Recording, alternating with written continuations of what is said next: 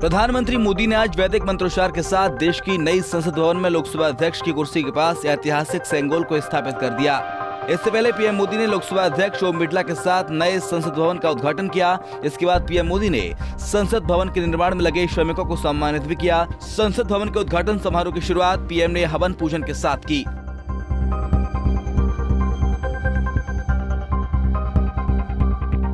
संसद भवन के उद्घाटन समारोह का बहिष्कार कर रहे 21 विपक्षी दलों में से एक आरजेडी पार्टी की ओर से किए गए विवादित ट्वीट पर बीजेपी ने आरजेडी पर जमकर हमला बोला और इसे दुर्भाग्यपूर्ण बताया। दरअसल संसद भवन की डिजाइन को लेकर आरजेडी ने एक ताबूत के साथ संसद भवन की तस्वीर दिखाते हुए पूछा, ये क्या है? आरजेडी के इस ट्वीट पर सोशल मीडिया पर लोगों की तरह तरह की प्रतिक्रिया आनी शुरू हो गई।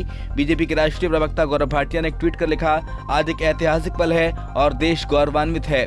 आप नजरबट्टू हैं और कुछ नहीं, छाती पीटते रहिए। 2024 में देश की जनता आपको इसी ताबूत में बंद करेगी और गाड़ देगी और लोकतंत्र के मंदिर में आपको आने का मौका भी नहीं देगी। महाराष्ट्र के मुख्यमंत्री एकनाथ शिंदे ने भी आरजेडी के विवादित ट्वीट पर पलटवार करते हुए कहा, प्रधानमंत्री ने सभी को न्योता दिया था, लेकिन विपक्ष को कुछ भी अच्छा करो तो बुरा लगता है और जो लोग ताबूत के साथ संसद भवन की तुलना कर रहे हैं उन्हें जनता जवाब देगी।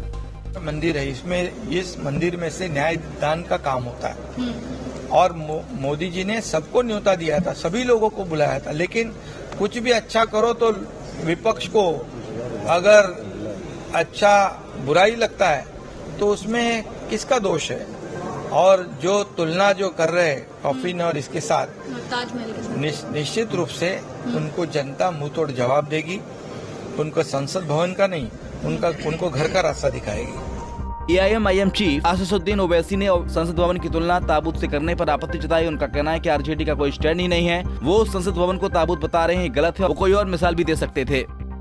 अब उनका क्या, उनके बारे में क्या बोले, उनका कोई स्टैंड ही नहीं है। जो पुरानी बिल्डिंग थी उसमें दिल्ली फायर सर्विस का क्लियरेंस भी नहीं था। एक ज़माने में जब लेट मुलायम सिंह यादव अपने उस बिल्डिंग में अपने पार्टी के ऑफिस में बैठकर खाना खा रहे थे तो उसका एक हिस्सा गिर गया था उनके ऊपर, बड़ा कंट्रोवर्सी हुई थी। अब उसको ताबूत क्यों कह रहे हैं? वो किसी और मिसाल दे सकते थे ना, और मिसाल दो, उसमें भी आप ये एंगल लाते हैं।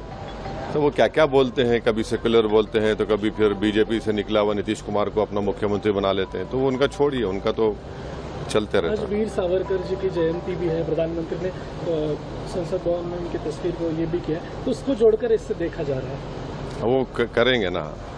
जहाँ तक हमारा मामला है, हम भारत में सबसे बड़ा अगर कोई नेता था और रहेगा वो बाबा साहब अम्बेडकर, और इस देश में सबसे पहला आतंकवादी कोई है तो नाथूराम गोडसे। इस देश में सबसे पहला टेररिस्ट ऑफेंस हुआ आज़ादी के बाद तो गांधी की हत्या हुई है, और गांधी की हत्या में किन किन लोगों का नाम आया था, उनको सजा भी हुई, और उसके बाद जो जस्टिस कपूर कमीशन की रिपोर्ट में जो कॉन्स्पिरेटर था उसका नाम भी आया है। उसको कोई डिनाई नहीं कर सकता। उसको देश को पढ़ना चाहिए, याद रखना चाहिए। Thank you. फिलहाल संसद भवन के उद्घाटन समारोह के बीच आरजेडी के इस ट्वीट के बाद नया बवाल शुरू हो गया है।